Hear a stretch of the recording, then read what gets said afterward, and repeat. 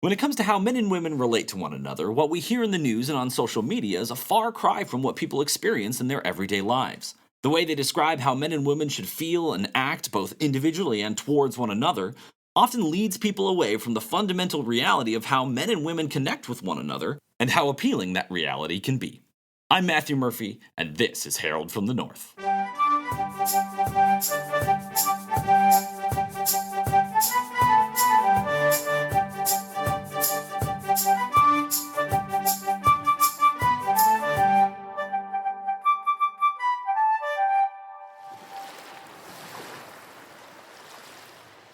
My wife and I recently watched one of her favorite movies, The Age of Adeline, which is a romantic drama about a woman who doesn't age. By the end, my wife was moved by the classy, vintage feel and the compelling love story, and I was bored and bewildered as to how people could take it seriously, mostly because of how the love interests met.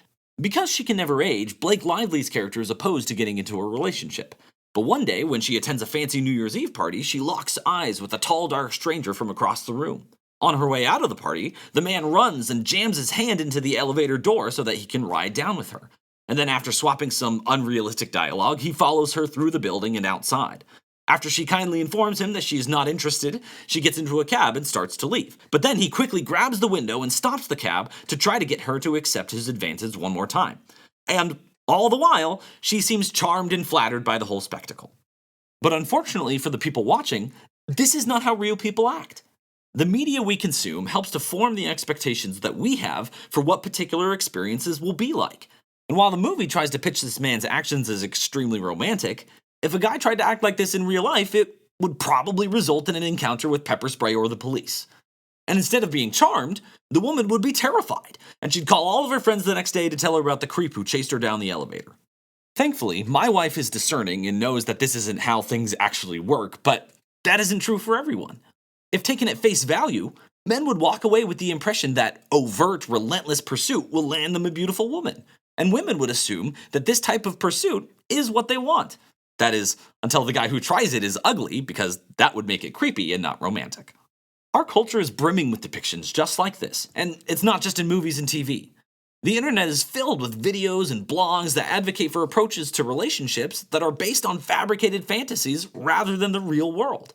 Even the news media is wrapped up in this practice, where the filters they use to write their articles and analysis are entirely misguided or abject lies. They portray that which is generally healthy and accurate as deviant and weird, and talk people into holding a worldview that's totally contrary to their nature. Case in point, throughout this election cycle, there have been a spat of articles released that are focused on defining men and women from a political lens. One that was very widely shared was a Newsweek article titled "How Hot Girls Became the Right's New Obsession." It starts by discussing the buzz around Sydney Sweeney's low-cut dress on her SNL appearance back in March, and it laments the fact that many on the right used this positive spotlight to point out that conventional beauty standards are the, quote, antidote to wokeness. The article claims that they were using Sweeney to continue the trend that Newsweek refers to as the conservative hot girl. But when the author provides quotes to explain why Sweeney's appearance was so popular with conservatives, both statements assume that it could only be a political tactic. It says, quote, "The actress had become a so-called conservative hot girl, a pinup for the modern-day right-wing movement as it attempts to expand the appeal of conservatism beyond the confines of its largely older white male base." And, quote, "This focus on hot girls is a way for the right in the US to fight back against perceptions of wokeness. Holding up women in a sexualized fashion could be a tactic to reinforce gender stereotypes around women's appearances." The article goes on to list other women who fall into this category, but at no point does the author stop and entertain the notion that Sweeney might be popular because the men found her attractive. And sure, there were right-wing pundits who used the situation to point out that the left's obsession with DEI is fundamentally opposed to beauty, but the vast majority of the attention probably came from the fact that men like beautiful women. And even though this is one of the most understandable and common-sense observations to make, those who are wrapped up in the left-wing feminist worldview can't imagine a scenario where these men like a woman because she's beautiful. It can't be that this is totally natural for men because of the way that they are. It must be a trick to oppress women. In a very similar vein, my wife informs me that there's been a lot of controversy around the recent wedding of the singer Lana Del Rey. She apparently married some random guy who works as an alligator tour guide, and while they were dating, people kept calling him the Swamp Man, which is kind of a cool name when you think about it. But Lana's fans are appalled by her choice, and were complaining that he's strange and not good enough for her since he's not some Hollywood high roller. Not to mention the fact that the guy's a Trump supporter. Her fans can't seem to understand why Lana would be attracted to a rugged, masculine guy rather than the weak and effeminate men put forth by Hollywood these days. But if you haven't been brainwashed by constant messaging from social media, then this probably isn't that surprising. And just to top it off, there's an article from Politico titled, quote, "Yes, JD Vance's beard matters. Here's why."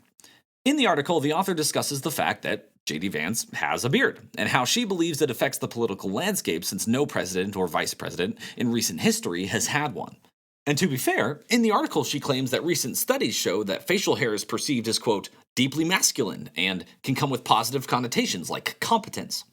Which is all well and good, but then she quickly follows up with the fact that this same research, which she provides no source for, claims that beards have negative connotations as well, like, quote, "aggression and less support for feminist issues." And just to ensure the reader doesn't make the mistake of thinking she's being balanced, soon afterwards she writes that beards can give off the undertones of, quote, "an untrustworthy aggressor." All of these examples show a total lack of understanding of the ways that men and women are made and how they connect with each other. They've bought into the lie that there are no fundamental differences between men and women because that would mean that they were made with a purpose and a particular nature that can't be overcome. Because the reality is, they are different. And that's not to say they can't have similar personalities or interests, but in the end, there are aspects of our natures that go down to our very core. And while there could be a much longer conversation on which areas are universal to each sex, this conversation is concerned with only one. Namely, that men are attracted to beauty and women are attracted to masculinity. And that's not a statement about a person's value, that's something that's given to all of us by our Creator. Nor is it to say that there are no exceptions to this rule. But just like how the statement "humans have two arms" doesn't mean that those who only have one are inhuman, describing men and women's attraction to beauty and masculinity does not mean that those who struggle in this way are no longer men and women. But it does mean that there is something that isn't as it should be. I'm just stating the truth that we all know. And it should be the least controversial take that you've heard. And it's important to note that these traits are not purely physical ones. A man is masculine when he can protect, provide, and lead. These are traits that any man can possess, but given the fact that we are physical beings, we have to experience these traits in physical ways. A physically strong man is the most obvious indicator of someone who is capable of protecting those in need. A wealthy man is the fastest indicator to show a potential mate that he can provide. And someone who is visibly respected by those around him, especially other men, is a pretty good indicator of someone who can lead. These are physical manifestations of the masculine qualities. And in a similar way, a beautiful woman is one who is nurturing, devoted, and lovely. These two can be embodied by any woman. A woman who cares and encourages the hearts and minds of the children and adults in her sphere is the result of her ability to nurture. Someone who nurtures is thoughtful and empathetic, giving them a special heart for the situations that need a more soft and gentle approach. Someone who's positively regarded and loved by those around them is a good indicator of someone who's devoted. That love and loyalty displays itself by their commitment to be present and to show love in all areas of life. And in a time where women are pressured to leave their families and be independent, the woman who is lovingly devoted to her husband, her children, her community, her values, her church, and to God is that much more noteworthy. And a lovely woman can be seen in both her form and her character.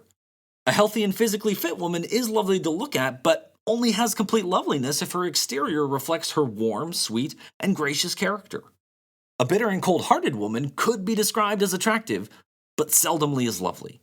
And when people say that traditional beauty standards are the antidote to wokeness, they don't mean that women being physically attractive solves moral problems. They mean a person's outer beauty is a reflection of their appreciation of beauty itself. These are the traits that make one sex appealing to the other. And this is not an exhaustive list of the ways that those traits can be seen, but it is enough to convey the essence of what men and women are attracted to. But these articles would have you believe otherwise. Because they're so opposed to these universal realities, when they see examples of beauty and masculinity in their lives, instead of appreciating them, they're appalled and jealous. Towards the end of the Newsweek article, the author paints a false dichotomy by asking, quote, "Does the conservative hot girl rise symbolize a more liberal thinking about sexuality, or is it the installation of women as objects for political gain?" It's dishonest, because she leaves out the possibility of a third option where conservative values appeal to lots of different types of people, and that there's nothing particularly shocking about the fact that men like beautiful women. And it's also ironic because a more liberal thinking about sexuality and installing women as objects is the same thing. And in a way, I feel bad for the women who wrote these articles. I can't imagine trying to live in a way that's totally opposed to my nature. And it doesn't surprise me that the types of women who see beards as the characteristics of someone who's an untrustworthy aggressor also advocate liberal thinking of sexuality, because the men who they surround themselves with probably don't display the masculine traits that appeal to women. But on the other hand, it's important to note that these articles aren't descriptive, they're prescriptive. They aren't trying to interpret what they observe around them. They're trying to use sheer force of will to make their fantasy of how men and women should act into a reality. They're taking the pinky in the brain approach to politics, where lies are just facts that haven't been repeated enough yet. Misery loves company, and they'll continue to repeat the false perception of attraction so long as it still convinces people to be as unhappy as they are. Those who choose to make the truth of human attraction their enemy can't blame those of us on Team Sanity if they're unsatisfied with the result. If you label normal human feelings as right-wing conspiracies and then find people stop taking you seriously, that's on you. We didn't take up a worldview in order to oppose reality. They did. And just because they want to live this way doesn't mean that we have to sit back and let them try to convince others to join. And in that spirit, I wanted to share some words of encouragement before I go. To the men, don't be fooled into thinking that masculinity is your enemy. You don't have to be some roided out gym bro in order to protect, provide, and lead. This is our calling in life. Take up these virtues. They're a gift from God. And for those who are unmarried, these are the types of traits that good women are seeking. I know the secular culture can make it feel impossible to find a spouse at times, but I was blessed enough to marry a nurturing, devoted, and lovely woman who encourages me to embrace these responsibilities. So it can be done. And if the Lord wills, I hope you do the same. To the women, I want to encourage you to embrace that which makes you feminine. Nurture and raise up those in your influence. Remain devoted to the people and places in your life by being loving to those around you. Share the blessing of being lovely by embracing and appreciating beauty, and don't allow movies and bitter TikTok personalities to trick you into thinking that you need to be some strong, independent, and abrasive caricature of what a woman really is. And remember, in a world full of famous musicians and celebrities, that Lana is happier with the Swamp Man. That's all I have for today. Thanks for listening, and until next time, farewell.